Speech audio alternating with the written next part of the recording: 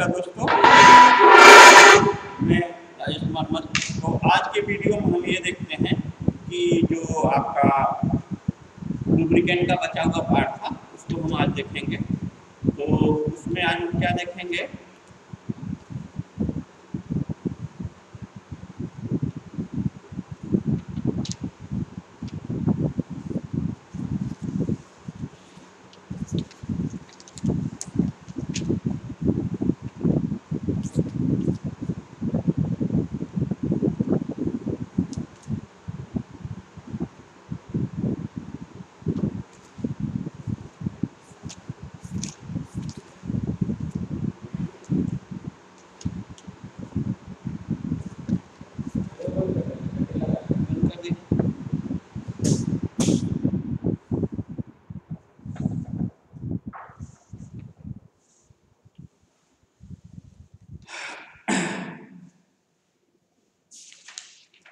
उसमें हम देखेंगे कि स्नेहकों का जो औद्योगिक अनुप्रयोग क्या क्या होता है।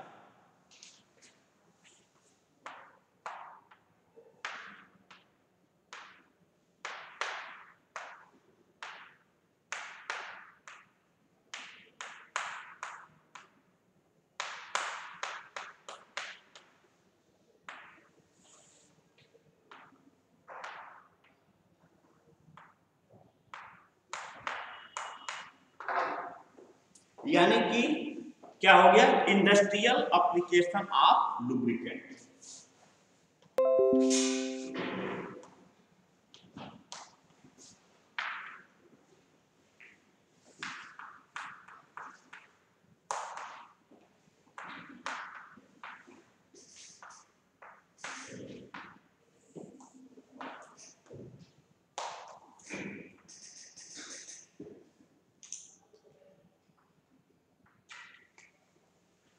Industrial application of lubricant. तो औद्योगिक क्षेत्रों में स्नेहकों का देखिए निम्न उपयोग होता है। सबसे पहले ये होता है कि जो आपके स्नेहक होते हैं वह क्या करते हैं, मशीनों में घर्षण प्रतिरोध को क्या करते हैं, कम करते हैं। क्या करते हैं, मशीनों में घर्षण प्रतिरोध को कम करते हैं। घर्षण प्रतिरोध को क्या करते हैं, आपका कम करते हैं। दूसरा क्या करते हैं कि यह आपके जो धातुओं की सतह होती है यानी जो मेटल सरफेस होता है उसको क्या करते हैं, घिसने से क्या करते हैं, बचाते हैं।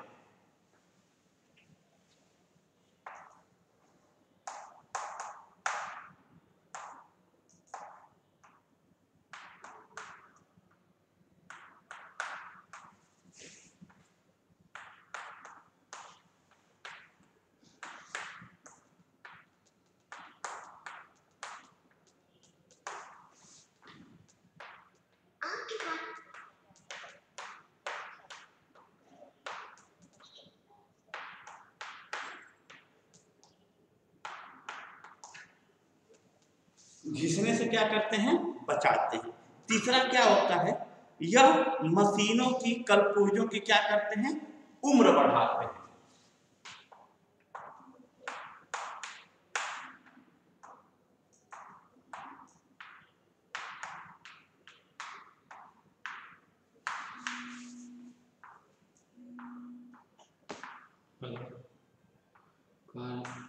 बताइए कि इसमें इवन का करना है कि आउट का करना है, इवन का ना।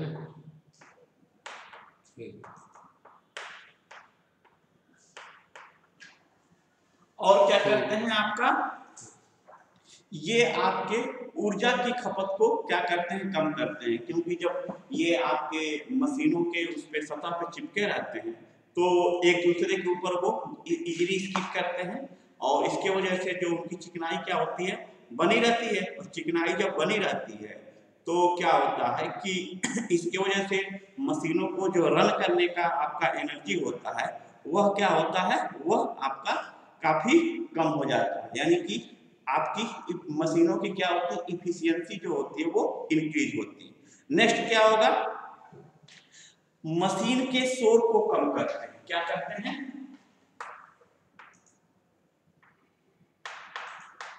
मशीन के शोर को कम करते हैं। मशीन के शोर को क्या करते हैं? कम करते हैं। और क्या हो गया? मशीनों में जो आपका कंपन और झटके होते हैं उनको क्या होता है? उनको भी ये आपका क्या करते हैं? कम करते हैं।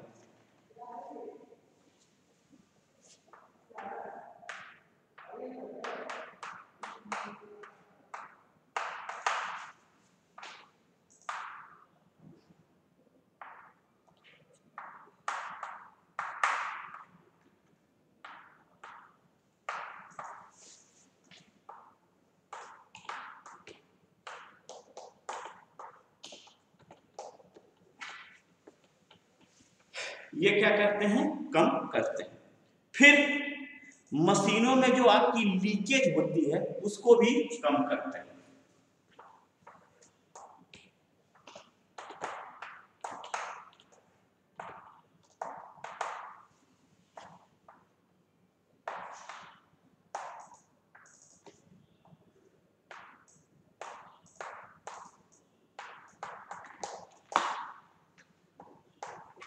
मशीनों में जो लीकेज होती है उसको क्या करते हैं? ये आपका रिड्यूस करते हैं, लीकेज को भी रिड्यूस करते हैं।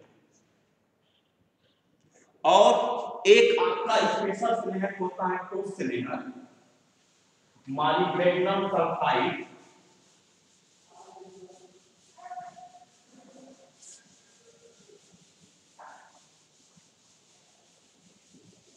उसका उपयोग कब होता है?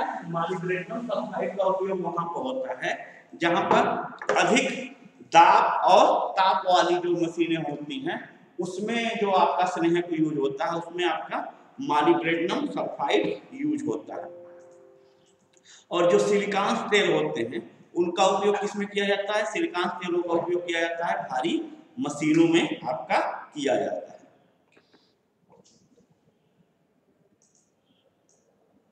अब हम देखते हैं स्नेहकों में योगज यौगिकों का महत्व। स्नेहकों में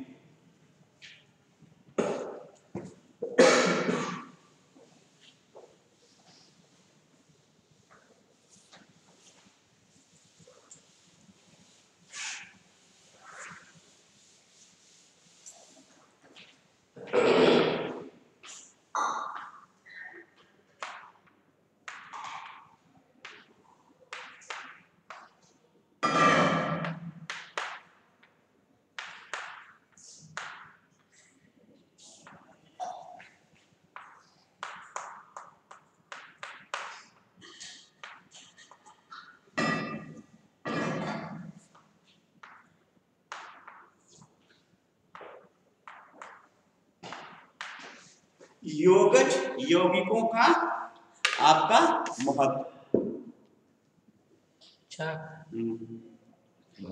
योगज यौगिकों का महत्व यानी importance of additive in lubricants.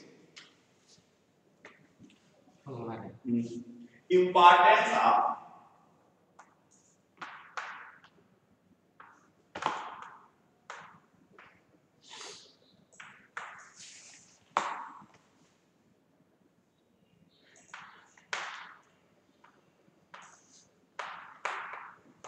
additive compound in lubricant.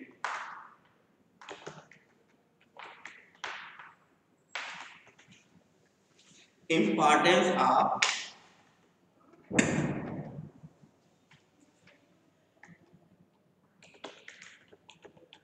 additive compounds in lubricant.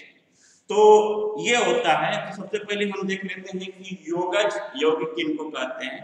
तो ऐसे आपके कंपाउंड्स या ऐसे यौगिक जो कि आपके स्नेहकों की दक्षता या स्नेहकों की जो क्षमता होती है उसको बढ़ाने में क्या होते हैं? यूज होते हैं उनको हम क्या कहते हैं, योगज यौगिक कहते हैं। कह रहे हैं कि कोई होटल चाट भिजवा दीजिए, तो हम कर रहे थे ऐसे तत्व कोई है नहीं। जो अच्छा ठीक है भैया, अच्छा ठीक है। स्नेहकों की कार्यक्षमता को बढ़ाते हैं योगज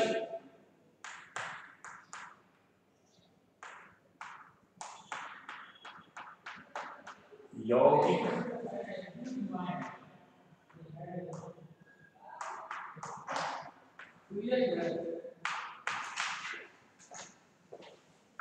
योगज यौगिक कहलाते हैं।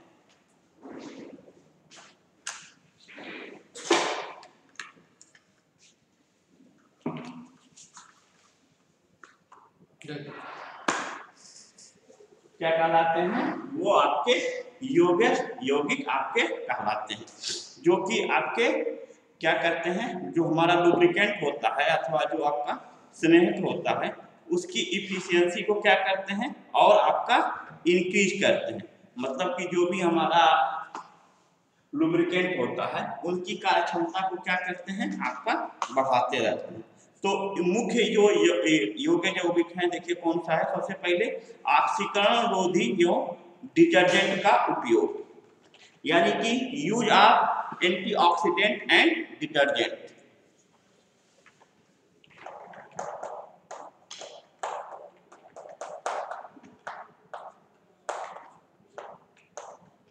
एंड डिटर्जेंट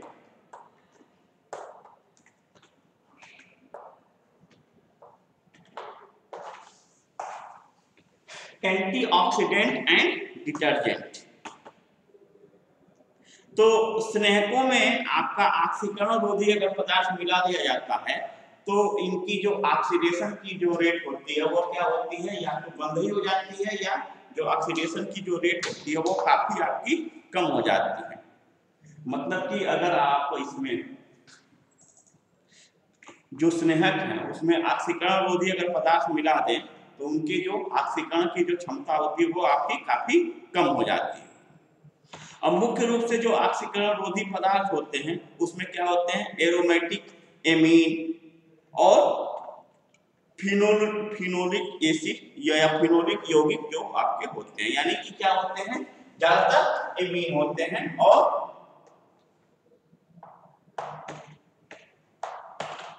एरोमेटिक एमीन्स होते हैं। ज्यादातर आपके एरोमेटिक एमीन होते हैं, वो आपके क्या होते हैं, ज्यादातर इसमें यूज होते हैं। फिर आपके फेनन प्रतिरोधी और आपके क्या हो गए, योगज यौगिक फेनन प्रतिरोधी।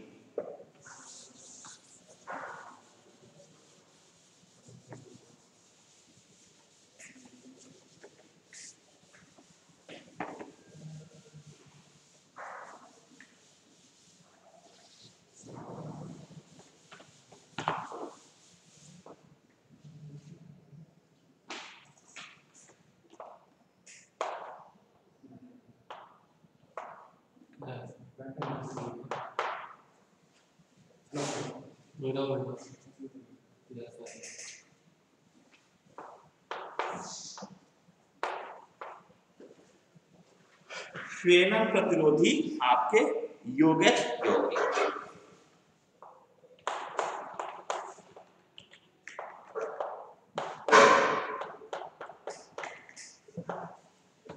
यानी कि आपका क्या हो गया, यूज ऑफ एंटी फ्रोजिंग एडिटिव।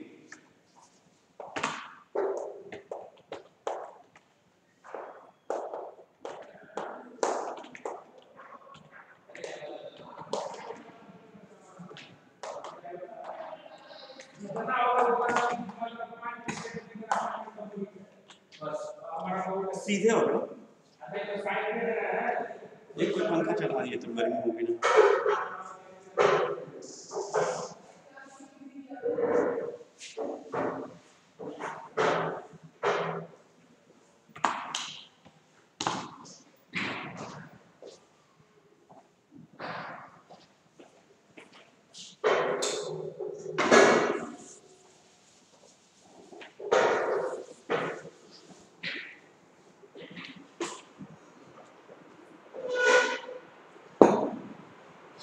इस टाइम ये स्नेहक या लुब्रिकेंट पढ़ा रहे हैं। स्नेहक जानते हैं आप लोग?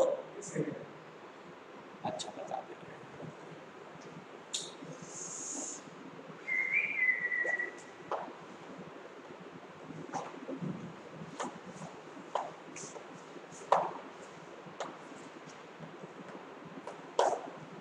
स्नेहक उसको बोलते हैं जैसे कि मान लीजिए कोई मशीन ही है या आपका सिंपल सा कोई कैंची ही है, तो कैंची देखते नहीं है कभी कभी क्या होता है कि जहाँ पेंच कसा रहता है तो थोड़ा सा जंग लग जाता है तो टाइट चलता है। उसी में अगर आप 2 बूंद चाहे आप उसका मिट्टी का तेल डाल दीजिए चाहे सरसों का तेल डाल दीजिए तो फिर क्या होता है, आराम से चलने लगता है ना। तो वही जो आपका मिट्टी का तेल हो गया चाहे जो सरसों का तेल हो गया, उसी को हम बोलते हैं स्नेहक। मतलब कि स्नेहक का मतलब आप सिंपली ये समझ लीजिए कि ऐसे पदार्थ जो 2 धातुओं की सतह पर क्या करते हैं, चिपक जाते हैं, और जब वो धातुएं आपस में एक दूसरे के ऊपर चलती हैं तो जो उनसे घर्षण उत्पन्न होता है, उस घर्षण के मान को क्या कर देते हैं, कम कर देते हैं। जीरो नहीं करते, कम कर देते हैं। जीरो हम कैसे कर सकते हैं कि जीरो होता है, ये इतना लिख दीजिएगा, कम कर देते हैं। कम में वो सारा चीजें आ जाती है। तो मतलब कि आपका लुब्रिकेंट या स्नेहक ऐसे पदार्थ होते हैं जो कि आपके धातुओं की सतहों पर क्या करते हैं, चिपक जाते हैं, और फिर जो उनसे जो घर्षण उत्पन्न होता है उस घर्षण के मान को क्या करते हैं, आपका कम कर देते हैं। कभी कभी देखिए आप साइकिल चलाते रहिए चाहे आप वो बाइक चलाते रहिए, तो कभी कभी देखते नहीं है कि अगर सड़क पे बालू रहता है या मान लीजिए कोई मिट्टी का तेल अगर या कोई भी तेल अगर आपका सड़क पे हो गया तो आपकी बाइक या जो साइकिल होती है वो क्या करती है, फिसल जाती है, स्किड कर जाती है। तो वो इसीलिए हो जाती है क्योंकि उस पर क्या करते हैं, आप स्मूथली रन कर जाते हैं। उसी तरह जैसे कि कोई भी मान लीजिए आपका इंजन है या सिंपल सा आप साइकिल ही ले लीजिए, साइकिल को ही क्या कीजिए कि बहुत दिन तक आप छोड़ दीजिए उसी तरह, उसके बाद अगर आप उसको चलाते हैं देखते हैं कड़कड़ कड़कड़ आवाज आती है अजीब सी। लेकिन उसी में क्या करिए कि कुप्पी में तेल ले लीजिए और उस चेन पे तेल लगा दीजिए, नहीं तो थोड़ा सा ग्रीस ले लीजिए और ग्रीस को क्या कीजिए चेन पे लगा दीजिए, तो फिर आपकी साइकिल क्या होती है, बहुत आराम से चलने लगती है। या मान लीजिए कोई पंखा उंखा ये आपका आवाज कर रहा है, उसमें बेयरिंग में थोड़ा सा तेल लगा दीजिए, चाहे आपका जो साइकिल होता है उसी के बेयरिंग में थोड़ा सा तेल लगा दीजिए, तो क्या होता है, आपकी साइकिल बहुत आसानी से चलने लगती है। मतलब कि जो जैसे कि ये बेयरिंग ही मान लीजिए ये, तो ये चीज फिक्स होता है और इसके ऊपर जो दांता वाला होता है वो आपका क्या करता है, मूव करता है। तो मतलब कि ये क्या कर रहा है, आपका चल रहा है। ये मतलब कि आपका इस तरह से मान लीजिए कि ये इसके ऊपर क्या हो रहा है, रन कर रहा है। तो मतलब कि 2 धातुएं एक दूसरे के ऊपर क्या कर रही हैं, मूव कर रही हैं या चल रही हैं। तो मूव करने में क्या होता है कि निश्चित रूप से एक दूसरे के ऊपर कुछ चीज करिए तो घर्षण उत्पन्न होता है। तो जो लुब्रिकेंट होता है वो यही करता है कि जो धातुएं एक दूसरे के ऊपर स्किड करती हैं या चलती हैं, उनके घर्षण को क्या करता है, कम कर देता है। यही आपका लुब्रिकेंट का काम होता है। और इससे बहुत तरह से फायदे होते हैं। अब इसके फायदे क्या हो जाएंगे, सबसे पहले तो ये हो जाएगा कि जब आप लुब्रिकेंट यूज कर देंगे तो जो धातु का जो क्षरण होगा यानी जो कटने उठने वाला काम होगा वो कम हो जाएगा। दूसरा क्या होगा कि आपकी एनर्जी का मान कम हो जाएगा। जैसे कि आप पैडल मारिए और अगर साइकिल टाइट चल रही है तो आपको ज़्यादा मेहनत करनी पड़ेगी, लेकिन जब आप उसमें तेल डाल दीजिएगा हल्की हो जाएगी तो पैडल क्या होगा, आप बहुत आसानी से मार सकते हैं। तो यही बेसिकली आपका लुब्रिकेंट होता है। और जो आपका लुब्रिकेंट होता है वह आपका 3 तरह का होता है। कौन कौन सा होता है, सबसे पहले ठोस स्नेहक, दूसरा और ठोस स्नेहक, और तीसरा हो जाएगा आपका द्रव स्नेहक।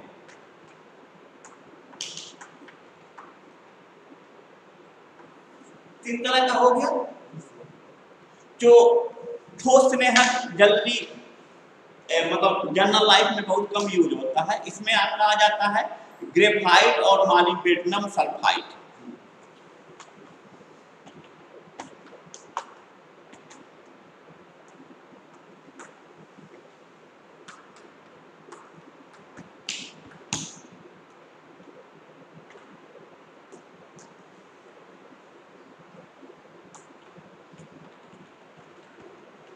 तो ग्रेफाइट और मोलिब्डेनम सल्फाइड।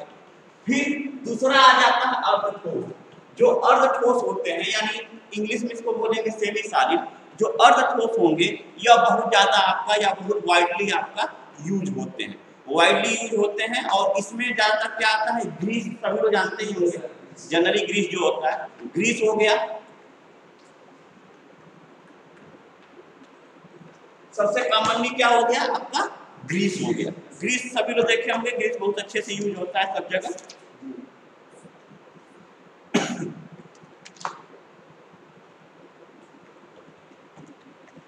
और क्या हो गया, ग्रीस के अलावा, ग्रीस के अलावा आपका वैसलीन एक आता है।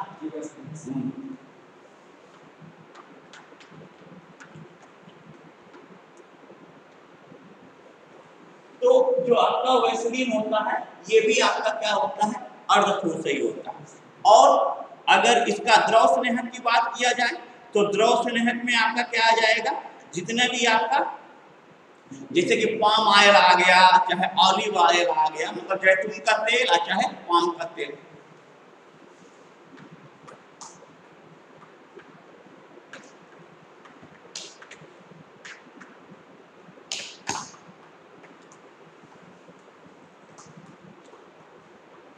अब ये जो द्रव स्नेहक भी होता है वो भी आपका कई तरह से हो सकता है। कई तरह से किस लिए हो सकता है आपका, एक तो सबसे पहले हो सकता है वनस्पति तेल।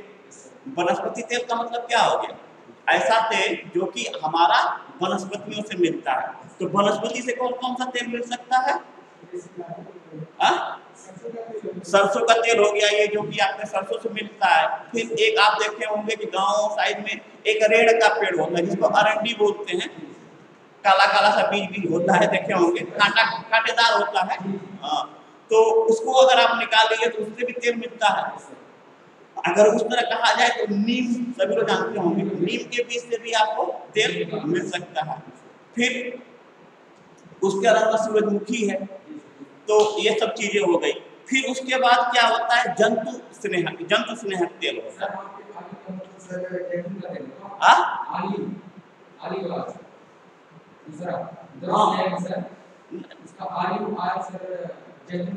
हाँ हाँ, जैतून का तेल बोलते हैं, ऑलिव उसकी अंग्रेजी होती है। हाँ, चाहे जैतून का तेल लिख दीजिए। और जो आपका जंतु वाले में कौन हो जाएगा, जंतु वाले में ये हो जाएगा जैसे कि पशुओं की चर्बी से भी मिलता है। जैसे कि चर्बी का मतलब क्या हो गया, फैट। तो जो एनिमल फैट होता है तो उससे भी आपका चाहे तो क्या नाम है, ये आपका मिल सकता है। जो आपका जंतु होते हैं, जैसे कि सुअर में भी कहा जाता है, पिग जो होता है उसमें अच्छा खासा मात्रा में आपका चर्बी होता है। या अन्य जैसे व्हेल मछली होती है उसमें भी आपका चर्बी होता है। लेकिन इन सबों का यूज आपका इसमें नहीं होता है। इसलिए नहीं होता है क्योंकि अगर देखा जाए तो बहुत महंगा पड़ जाता है। जैसे कि ये जो आपका व्हेल मछली होती है उसका कार्ड लिवर ऑयल आता है, मतलब उसके यकृत का तेल आता है, लेकिन वो क्या होता है दवाओं में यूज होता है, तो वो बहुत महंगा पड़ जाता है। फिर एक तेल हो जाएगा आपका खनिज तेल। तो खनिज तेल में क्या आ जाएगा, खनिज तेल में आपका जैसे कि डीजल आ गया, पेट्रोल आ गया, और उसके अलावा और जो नहीं आता है आपका लुब्रिकेंट जितने भी आते हैं वो आते हैं, ये मोबिल आए जितने भी आ गए, सब ये आपके किसमें आ गए, खनिज तेल में आ गए। तो ये बेसिकली आपका 3 तरह का होता है। तो अब अगर आपसे पूछा जाए कि लुब्रिकेंट अथवा स्नेहक क्या होता है तो क्या बताएंगे, लुब्रिकेंट एक ऐसा पदार्थ है जो दो चलने वाली वस्तुओं के बीच, चलने वाली वस्तुओं नहीं, चलने वाली धातुओं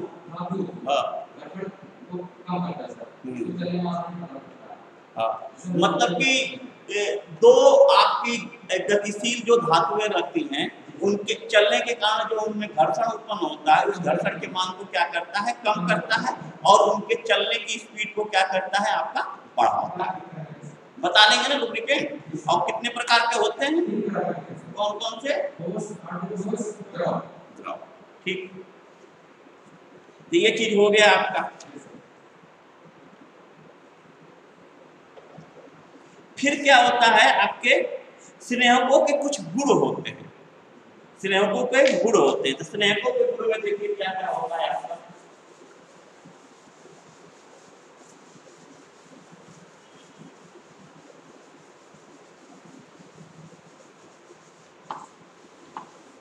समझ में आ रहा है ना, कोई दिक्कत नहीं है। स्नेहकों का गुण, गुण का मतलब क्या होता है, किसी चीज के भी प्रॉपर्टी या इंग्लिश में बोलते हैं कैरेक्टरिस्टिक्स, यही बोलते हैं। तो सबसे पहला गुण होता है आपका श्यानता।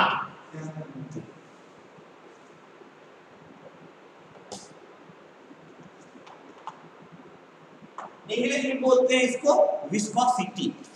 क्या बोलते हैं? विस्कोसिटी।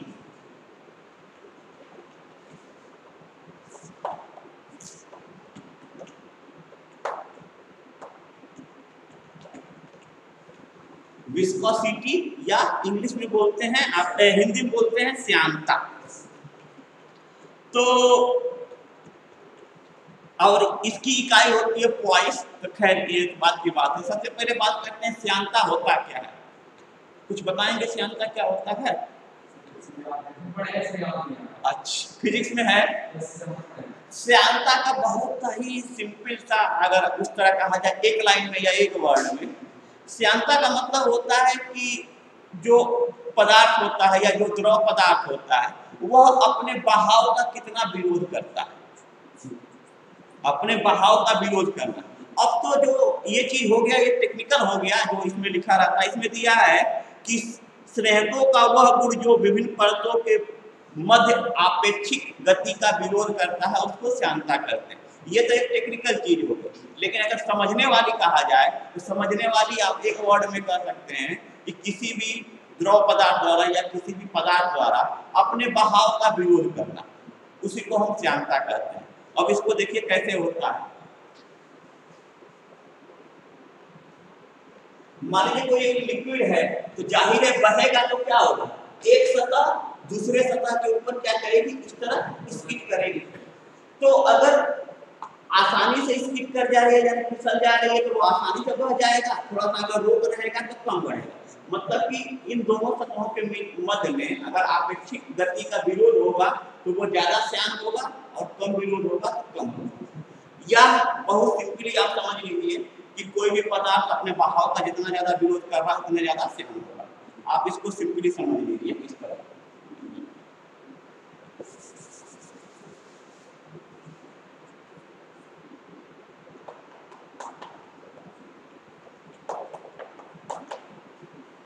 इसमें मान लीजिए आपका पानी है, सिंपल सा वाटर,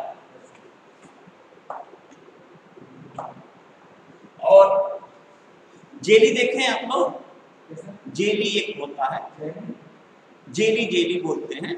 जैसे कि जेम और जेली नहीं होता है, कभी कभी लोग ब्रेड और पे लगा खाते हैं, लाल लाल रंग का होता है, देखे हैं ना वो चीज तो देखे होंगे, ब्रेड वगैरह पर लाल लाल रंग का होता है, खाते हैं। किसान जेली का बहुत ज्यादा प्रचार भी रहता है टीवी पे।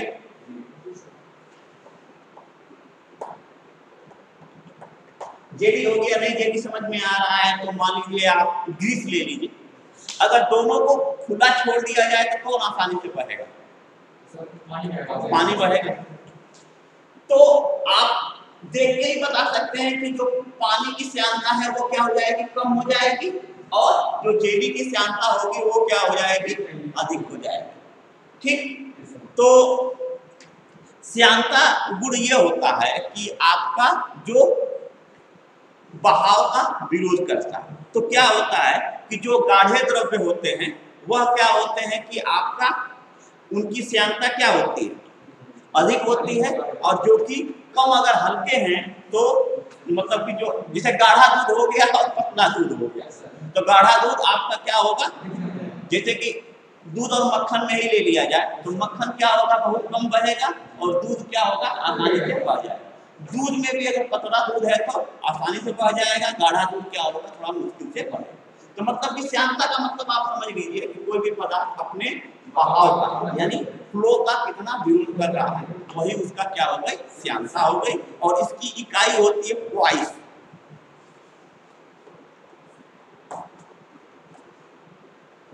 पॉइस इसकी इकाई होती है। तो अब आप लोग श्यानता बता देंगे क्या होता है, बता देंगे ना। और ये भी बता सकते हैं कि अपने बहाव का विरोध करना। और आप ये भी बता सकते हैं कि कौन पदार्थ ज्यादा श्यान होता है, कौन कम होता है। मतलब कि जो जितना ज्यादा बहाव का आपका विरोध करता है वो उसकी श्यानता अधिक होती है, और जो कम करता है वो कम होती है। जैसे कि इसको नॉर्मल लाइफ में समझ लीजिए, नॉर्मल लाइफ में समझ लीजिए कि जैसे कि हमारा मोटरसाइकिल होता है, तो मोटरसाइकिल में जानते हैं कि जहाँ इंजन होता है उसी में थोड़ा सा बगल में देखे होंगे मोबिल भरा जाता है। इतना सभी लोग जानते हैं ना, मोबिल भरा जाता है। तो शुरू में आप मोबिल देखिए हाथ पर चपका के तो गाढ़ा गाढ़ा दिखाई देता है, ठीक। और जब थोड़ा सा जल जाता है, यानी कि हमारी मोटरसाइकिल मान लीजिए 2500 3000 किलोमीटर चल रही या जितना भी चल रही, उसके बाद आप तेल को देखेंगे तो थोड़ा सा कम चपचपाहट होती है। तो क्यों होता है? क्योंकि पहले वो गाढ़ा रहता है, बाद में क्या हो जाता है, थोड़ा सा पतला हो जाता है। तो गाढ़ा और पतला का यहाँ पे अगर केमिस्ट्री के हिसाब से देखा जाए तो ये चीज हो जाता है कि पहले वो ज्यादा श्यान रहता है और फिर क्या होता है, उसकी श्यानता थोड़ी सी रिड्यूस होता है। उसी तरह और एक आपका आसान तरीका है, जैसे कि आप सिंपल पानी लीजिए, पानी अगर आप हाथ में लिए हैं एकदम तुरंत ऊपर नीचे कर लेंगे, लेकिन यहीं पे अगर मधु ले लीजिए, शहद ले लीजिए, तब आप चिपकाइएगा तो क्या होगा, चिपक जाएगा। तो इसका मतलब कि मधु क्या है, ज्यादा श्यान है और पानी आपका कम श्यान। यानी कि अगर मधु को बहाएंगे तो वो आसानी से नहीं बहेगा और पानी क्या होगा, इजीली बहेगा। ये चीज होता है। फिर दूसरा एक वर्ड होता है, उसको बोलते हैं स्निग्धता, लिख देते हैं।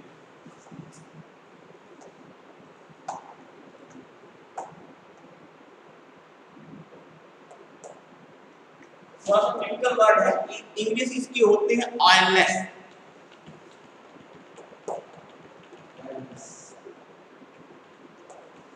तो स्निग्धता जो होती है,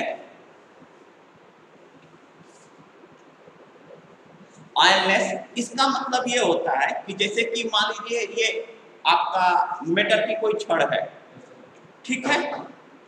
इस पर क्या होता है कि मान लीजिए आपने लुब्रिकेंट लगा दिया, तो वो लुब्रिकेंट कितना अच्छे से इस पे चिपका रहता है, मतलब कि उसी चिपकने का जो गुण होता है उसी को हम बोलते हैं स्निग्धता।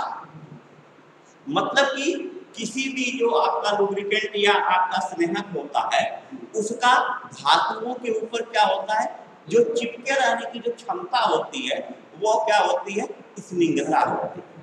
अब इसमें भी एक टेक्निकल चीज आ जाएगी, इसके ऊपर जितना गाढ़ा लुब्रिकेंट लगाएंगे वो इतना आसानी से अच्छे से चिपका रहेगा, और जितना पतला लगाएंगे वो क्या होगा, उतना आसानी से नहीं चिपकेगा।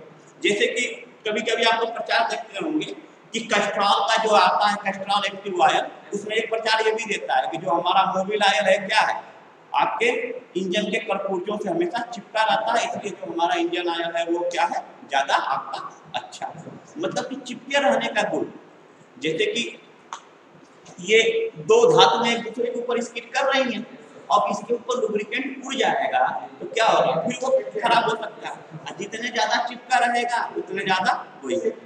तो जो कभी कभी ये कहा जाता है कि आपका मोबिल ऑयल बदलना चाहिए, तो मोबिल ऑयल बदलने का पर्पज यही होता है, जो उद्देश्य होता है यही होता है। क्योंकि क्या होता है, जब गाढ़ा रहता है तब तो वो जो इंजन जो रहता है उनके कर्पूर्जों से वो क्या रहता है, चिपका रहता है। लेकिन जब थोड़ा सा पतला हो जाएगा तब क्या हो जाएगा कि इंजन का सरफेस वो क्या करेगा, छोड़ देगा।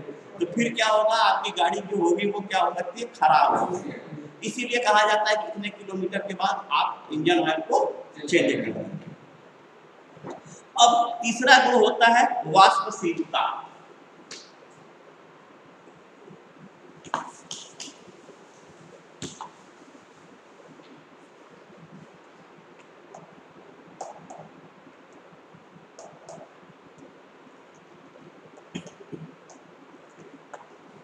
इंग्लिश में इसको क्या बोलते हैं, आपका वोलाटिलिटी या वो वोलाटाइल मटेरियल बोलते हैं।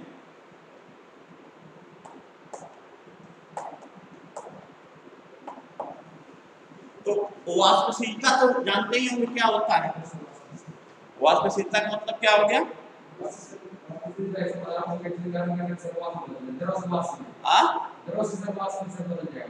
द्रव से वाष्प में बदलने को क्या बोलते हैं? वाष्पशीलता बोलते हैं। तो जब मशीनें जब चलती हैं तो जाहिर है कि जब एक दूसरे के ऊपर स्किड कर रही हैं तो घर्षण उत्पन्न होगा। घर्षण उत्पन्न होने से उसमें गर्मी उत्पन्न होगी और गर्मी उत्पन्न होने से जो आपका जो लुब्रिकेंट है वह वाष्प में अगर बदलता है तो उसी को बोलते हैं वाष्पशीलता। अब आप लोग अपने दिमाग से बताइए कि अच्छे लुब्रिकेंट में वाष्पशीलता का गुण क्या होना चाहिए? कम होना चाहिए कि ज्यादा होना चाहिए?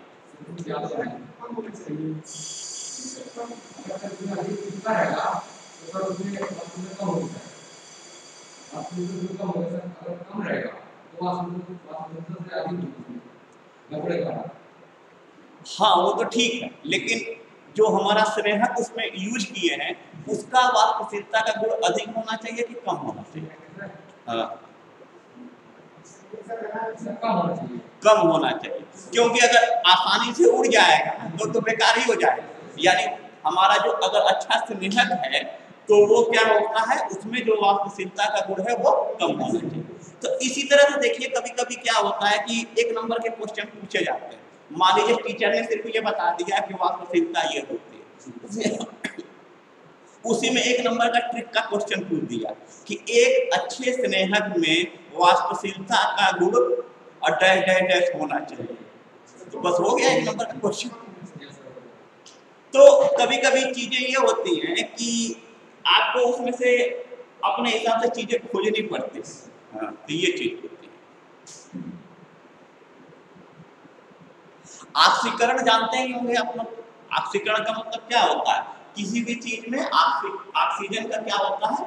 जुड़ना, उसी को हम क्या बोलते हैं? ऑक्सीकरण बोलते हैं। ये होता है। और एक वर्ड होता है पायसीकरण, उसको हम कल बता देंगे। पायसीकरण का मतलब ये होता है कि जब किसी भी आपका तेल में पानी मिल जाता है तो उसको बोलते हैं पायस। जैसे कि जो हमारा दूध होता है वो भी आपका पायस ही होता है। जो दूध होता है वो पायस। अभी मैथ की क्लास चलेगी इसके बाद। तो दो एक चीजें समझ में आया ना कि स्नेह क्या होता है। तो स्नेह को क्या बोलेंगे? ऐसे पदार्थ जो कि आपके घर्षण के मान को क्या करते हैं? कम करते हैं, उनको हम क्या बोलते हैं? स्नेहक बोलते हैं। और कितने प्रकार के होते हैं? कौन से? मतलब ठोस स्नेहक और ठोस स्नेहक और आपके द्रव स्नेहक। और गुण में क्या क्या दो तीन गुण बताए हैं, कौन से? श्यामता, फिर उसके बाद स्निग्धता और वाष्पशीलता। तो ये चीजें भी समझ में आ गई होंगी क्या क्या होती है। ठीक है। तो इस वीडियो में बस इतना ही वीडियो ही बन रहा है। ठीक है, नेक्स्ट वीडियो में आपका और चीज देखा जाएगा। अभी मैथ का